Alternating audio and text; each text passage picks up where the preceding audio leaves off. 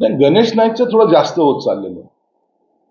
दरवेळेला आव्हानाची भाषा करणाऱ्यांनी पहिले आपण थोडं डोकं ठिकाण्यावर ठेवा. एकनाथ शिंदे साहेबांमुळे सत्तेत आले हे विसरू नका. आणि कुणाला साफ करण्याची कुणाला भाषा करताय? हे काय नवी मुंबईचे डोंगर आहेत का काय साफ व्हायला? का तेथीलची रेतीचं खदान आहे साफ करायला?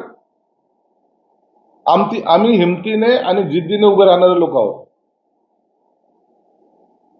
देवेंद्र फडणवीस साहेबांकडून काय तुम्हाला घ्यायचा आदेश तो घ्या ना, पण वारंवार बोलून तुम्हाला असं वाटत असेल की नाही आम्ही काहीतरी आहोत ही समजण्याची चूक करू नका. आम्ही ऐकतो याचा अर्थ असा होत नाही की आम्हाला काही कळत नाही. महायुतीचा धर्म आम्ही पाळायचा आणि तुम्ही बोलायचं हे आता सहन होणार नाहीये. मी सुद्धा मुख्यमंत्री साहेबांना बोलणार आहे.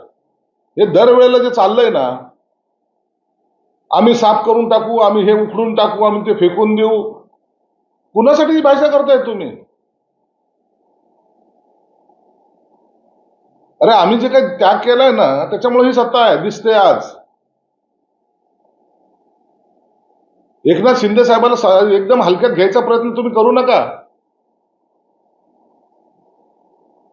तुमची काय एवढी जर काही ताकद वगैरे असेल तर कारण सांगा देवेंद्र फडणवीस साहेबांना घेऊन टाका एकदाचा काय निर्णय घ्यायचा तो.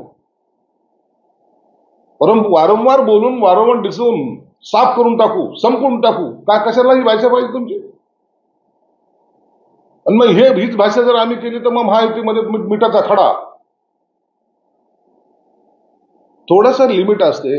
एखाद्या नेत्याबद्दल बोलताना काहीतरी थोडस तर भान ठेवलं पाहिजे.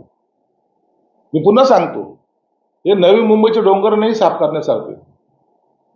हे एकनाथ शिंदे आहेत आणि ते ज्या वेळेला ते निर्णय घेतात अत्यंत शांतपणे आणि संयमाने घेत असतात. आजही आम्ही काय बोलत यासाठी नाही की महायुतीमध्ये कुठे बिघाड होऊ नये म्हणून. जर तुम्हाला वाटत असेल की महायुतीमध्ये बिघाड व्हावाच तर तुम्ही आव्हान देत बसा, आम्ही ते स्वीकारायला तयार आहोत.